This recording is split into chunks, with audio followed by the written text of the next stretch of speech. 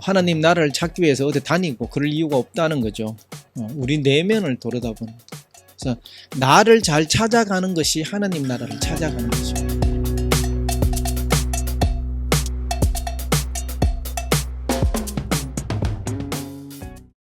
그러자 전통주의자들이 예수에게 몰려와서 이렇게 물었다. 그렇다면 하느님의 나라는 어떻게, 그리고 언제 오는 것입니까? 이에 예수는 이렇게 대답했다. 내가 말하는 하느님의 나라는 예전에 예언자들이 말한 것과 똑같은 것이 아닙니다. 예언자들은 하느님께서 눈에 보이는 여러 가지 징표들 가운데 오신다고 말했지만, 내가 말하는 하느님의 나라가 오는 것은 사람들의 눈에 보이지 않습니다. 어느 누가 여러분에게 하느님의 나라가 이미 왔다거나 앞으로 올 것이라거나 아니면 그것이 여기 또는 저기 있다고 말한다 해도 그런 말은 조금도 믿지 마십시오. 하느님의 나라는 특정 시간이나 장소에 한정되지도 않고 특정 종류에 속하는 것도 아닙니다. 그것은 여기서도 저기서도 또한 어느 곳에서도 눈에 보이는 번개와도 같은 것입니다. 게다가 그 나라는 시간도 장소도 없습니다. 왜냐하면 내가 말하는 하느님의 나라는 여러분 내면에 있는 것이기 때문입니다. 오늘도 우리 톨스토이 이야기를 하게 되어서 너무 기쁩니다. 더운 여름 여러분 잘 지내고 계시죠? 오늘도 우리 이어지는 톨스토이 복음서 이야기들로 한번 나눠보면 좋겠습니다. 오늘은 3장 3-2를 하려고 하는데, 오늘의 핵심은 하나님의 나라라는 부분이 됩니다.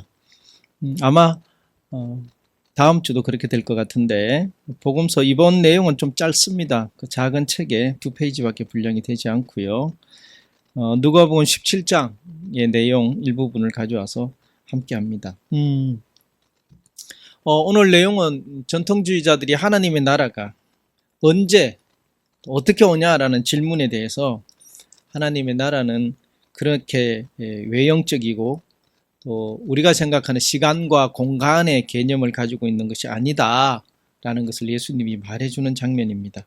그래서 톨스토이도 이 부분에 대해서 아주 중요하게 생각하면서 외부적인 요소에서의 하나님의 나라가 아니고 우리 각자의 마음속에 있는 그런 하나님의 나라를 발견하는 것을 중요하게 생각하면서 이 부분에 있어서 글을 잘 펴내놨습니다. 자, 이제 내용 중에 또 부분들을 한번 함께 나눠볼까요? 첫 번째, 하나님의 징표에 대한 이야기를 좀 하려고 합니다. 본문에 이렇게 나와 있습니다. 그렇다면 하나님의 나라는 어떻게 그리고 언제 오는 것입니까? 내가 말하는 하나님의 나라가 오는 것은 사람들의 눈에 보이지 않습니다 라고 말을 했습니다.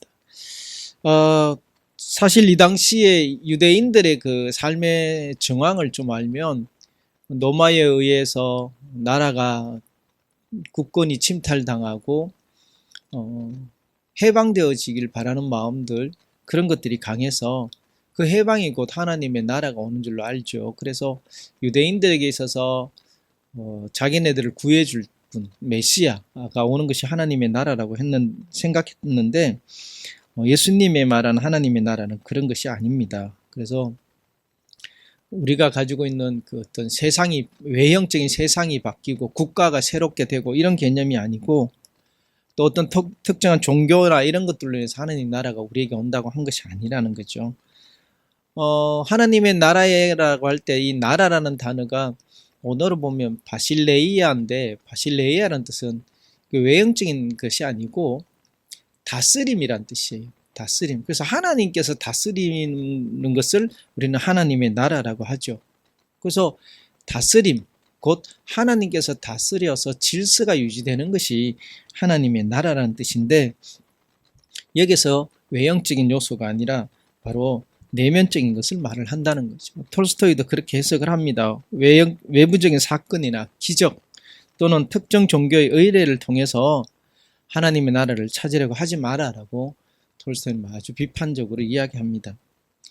이 이야기는 바로 다음의 문구에도 연결이 되어지는데요. 두 번째에 가보면 보편성과 비한정성이라고 제가 좀 제목을 잡아봤는데 본문에는 이렇게 나와 있습니다. 하나님의 나라는 특정 시간이나 장소에 한정되지 않고 특정 종류에 속한 것도 아닙니다. 그것은 여기서도 저기서도 또한 어느 곳에서도 눈에 보이는 번개와 같은 것입니다. 그러니까 어느 한 집단이 주장하는 것이 하나님의 나라, 어느 한 종교가 주장하는 것이 하나님의 나라, 어느 한 민족이 주장한다고 해서 하나님 나라가 아니라는 것이죠. 어느 곳에서도 보이는 번개 같다는 말은 뭐냐면 누구나도 다 볼 수 있는 것이 하나님 나라라는 어떤 보편성을 강조합니다. 그래서 하나님의 나라는 보편적으로 존재하는 그런 나라라는 것이죠. 그래야 이 땅에 이 인류의 누구에게나 다 하나님이 다스리시면 하나님 나라 된다는 것이죠. 바로 이것이 유대인이 가지고 있는 선민 사상에 대한 예수님의 반대되는 생각이었던 것입니다. 유대인들은 자기네들이 택함 받았으니까 선민 사상에 빠져서 이방인들을 좀 함부로 하는 경우가 많았잖아요. 그런 부분에 대해서 예수님이 비판했는데 톨스토이도 같은 개념입니다. 아마 톨스토이는 여기서 좀 더 확장해서 어떤 나라의 귀족이나 지도층들만의 어떤 그런 세상에 대해서 반기드는 모습이 톨스토이는 보입니다. 그래서 농부들, 특히 농부들이나 노동자들에 대한 마음들을 가지면서 하나님 나라를 생각했던 것 같습니다. 그래서 하나님의 나라는 특정 종교나 민족 또 시기에 국한되지 않는 인류 보편의 진리이라는 것을 정리할 수 있는 것입니다. 네. 그 다음에 세 번째 문장으로 가면 결론적인 이야기가 되겠는데요.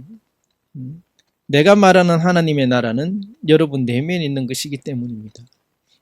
이 말씀이 아주 중요합니다.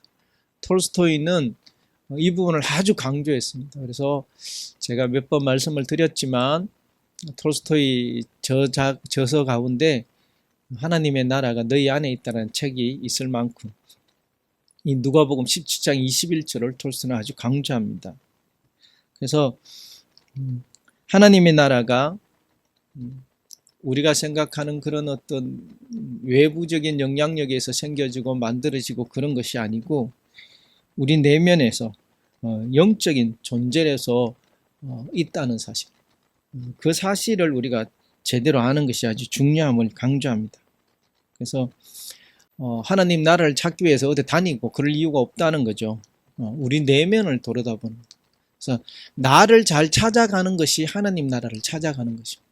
그래서 천국은 침노하는 자의 것이다 라고 말했던 그 말씀을 이 톨스토이와 예수님의 생각을 좀 잘 버무려 보면 결국 내가 나를 찾아가는 것이 곧 하나님의 나라를 침노하는 것이 되어지고 그것이 하나님의 나라가 이루어지게 되고 그것이 하나님께서 다스리시는 바실레이아, 하나님의 나라가 된다는 것을 이야기합니다. 그래서 하나님의 나라가 외부의 물리적 영역이나 미래에 도래할 왕국이 아니다. 각 개인의 영혼 안에 이미 존재하는 영적인 실체다. 결국 우리 기독교는 사실은 하나님의 영이 우리 안에 있기 때문에 그 영 자체가 회복되어지는 것이 하나님의 나라가 회복되는 것 같은 개념이 되죠. 이 부분에 대해서 예수님도 또 톨스토이도 상당히 강조했다고 볼 수 있습니다. 아마 이제 다음 장을 여러분과 나누게 될 때 이 부분에 대해서 좀 더 이야기가 나올 것 같은데 하나님의 나라에 대한 생각들은 우리가 좀 바뀌어야 되지 않을까.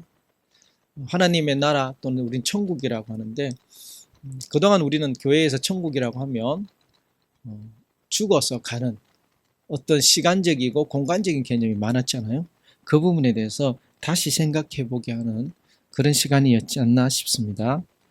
자, 이제 함께 생각해 볼 질문들을 좀 드리려고 합니다. 하나님의 나라는 내면에 있다라고 가르쳤는데 그러면 이것이 나에게는 어떤 큰 울림이 주어집니까? 네. 신앙이라는 것은 결국 나와 관계없으면 의미가 없잖아요. 또 우리가 추구하는 천국, 하나님 나라 간다는 것은 어떤 의미인가 이 생각해 보자는 겁니다. 두 번째, 내면의 하나님 나라를 깨닫기 위해서 나의 삶에서 어떤 변화를 시도해야 할까? 내 안에 하나님 나라가 있다면서요. 그럼 내가 그것을 못 깨닫고 있다면 어떻게 해야 될까요? 이 질문을 여러분에게 던지고 싶습니다. 자, 오늘 함께 잠시 봤던 본문을 정리해보면 하나님의 나라는 외부의 징표나 특정 시간과 장소에 국한되지 않고 오직 우리 각자의 내면에 존재하며 보편적으로 드러나는 진리이다. 톨스토이는 이렇게 정리할 수 있었습니다. 여러분 우리 안에 하나님의 나라 있다는 사실을 이해하시겠습니까? 또는 하나님 나라가 있다는 것을 믿을 수 있겠습니까? 우리 한번 생각해보는 시간 됐으면 좋겠습니다. 오늘 여기까지 하겠습니다. 감사합니다.